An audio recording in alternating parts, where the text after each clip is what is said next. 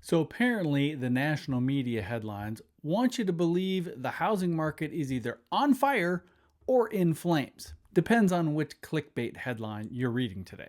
But here in Indianapolis, it's a little more complicated than that.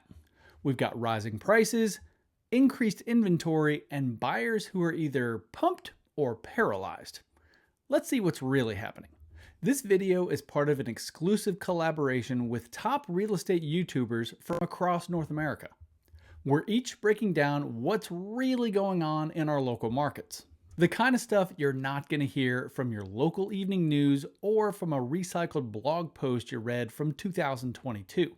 If you want the real scoop on what's going on beyond your backyard, check out the linked videos below. These aren't random creators in ring lights. These are pros who actually know what's going on in the real estate market inside and out. And now let's talk about what's really going on in the Indianapolis market. No fluff, no fear mongering, just real numbers. I've got the latest May data for Marion County and some eye-popping numbers and trends from some of the counties surrounding Indianapolis. Spoiler alert, it's not the same everywhere. Let's start with the heart of it, Marion County. The median home price in May hit $268,000, which is up almost 5% from last year, and it's up 3% from just last month.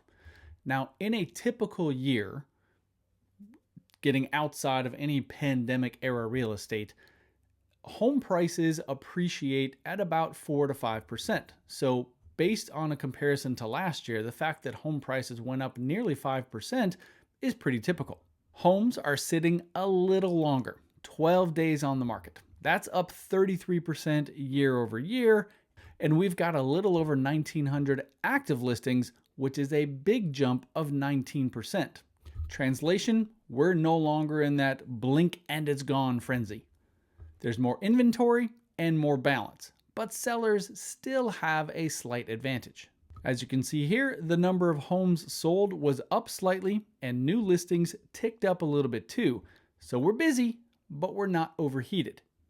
Now, to give you a little perspective on Marion County versus the rest of the nation, we are still a significantly affordable market. Now, I do understand that that's all relative.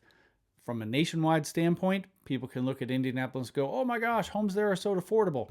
But if you live here, affordability depends on your income, your particular situation, your debt, all those kind of things factor into what's really affordable to you. So understand that when I say affordable, I'm really just talking about numbers because numbers don't lie, but that has maybe nothing to do with your particular situation. So as I said earlier, the median home price for homes in Indianapolis in May was $268,000. Nationally, median home sale price $414,000. So yeah, by comparison, we are significantly less expensive than the median price over the entire nation. There's been a lot of headlines lately about how inventory has been on the rise, and that is true in many of the largest cities across the country. Nationally, inventory was up about 30% last month, which is a huge jump. Kind of the biggest that we've seen since the pandemic of 2020 and the years that followed. Indianapolis, we saw a jump of about 20%. So while we do have an increase in inventory, which is great for buyers, it's not on the national level quite as high. All right, so let's take a look at some of the suburbs, or in this case, surrounding counties of Indianapolis. And I'm going to focus on some of the bigger counties as well as directionally. I'm going north, south, east, and west. We're going to focus on 4 counties. So I'm on the south side of Indianapolis, so I'm going to start down there and we're going to talk about Johnson County. Johnson County, we're talking about Greenwood, Bargersville, Trafalgar, Whiteland, Franklin, cities such as that. In Johnson County, the median sale price was $325,450, which is up slightly, but price per square foot is up a little over 7%. That's big. Inventory in Johnson County is up 10%, and homes are selling in 11 days, and sales are up. So Johnson County, it is steady and climbing. Actually, Johnson County statewide, or at least central Indiana-wide, is one of the leading counties when it comes to new home construction. So New homes are being built at a rapid pace, and the popularity of new home construction definitely very high in Johnson County. All right, let's go out west to Hendricks County. So we're talking about Avon, Brownsburg, Plainfield, cities like that. Hendricks was the head scratcher. The median price actually dropped 1.4% in Hendricks County. That's the only one of the 4 counties that I'm focusing on that did that. Inventory is way up in Hendricks County, but sales are down 6.5%. Is this buyer fatigue? Maybe overpricing? Time will tell, but inventory on the rise and sales down, those do kind of work together. If sales aren't very high, then of course inventory is going to continue to tick up because the homes that are available for sale, well, they're not selling right now. Jumping across to the other side of Indianapolis, we've got Hancock County. Now out there we're talking about Greenfield and New Pal and cities like that over on the east side of town. Hancock came in hot, 15% more homes sold than last year. The median price rose nearly 6%, and they're selling in about 13 days, which is still pretty quick. So Hancock County, very active and very competitive. Probably the side of town where you're going to continue to see competitive situations where there's multiple offers and people potentially having to go over a list price because in order to be competitive, sometimes you have to jack up the price. I do know Hancock County has a fair amount of new construction going on. I know there are several projects and neighborhoods being built out there in Greenfield and New Pal and surrounding areas. So it's kind of a hotbed for growth around Indianapolis. Last county I want to take a look at is Hamilton County. Now, this would be straight up on the north side of town. This is what I might describe as your more affluent area, though not the most expensive county by any means around Indianapolis, but we're talking about Carmel and Fishers and Noblesville. Hamilton County continues to be a very popular area, and nationwide, several of the cities in Hamilton County continue to get voted on to the nicest and most livable cities, such as Carmel and Fishers. No shocker here, Hamilton is still the priciest with $480,000 median price. Now, I say priciest, but that's only in comparison to Marion County and the other 3 counties that I'm talking about. The Zionsville area on the northwest side of town, that is actually the priciest of the counties around Indianapolis. Inventory is up in Hamilton County. Homes are still selling quickly. Just 7 days is their average days on market. But the price per square foot actually ticked down a hair. Maybe some buyer resistance on those luxury price tags. For the first time in a long time, we're talking pre-pandemic, I can actually say inventory is up. I think for the last 4 years, I've steadily been saying one of our biggest issues, in addition to the recent rise in interest rates, one of the biggest issues for several years has been lack of inventory. When interest rates were down in the 3 to 4% range, homes were flying off the market, prices went up, competition was intense.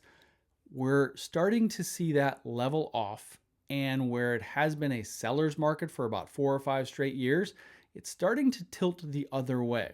There are certain markets around the country where you might actually say it's a buyer's market. Here in Indianapolis, we're very close to that. Nationwide, there are 500,000 more sellers in the market than there are buyers.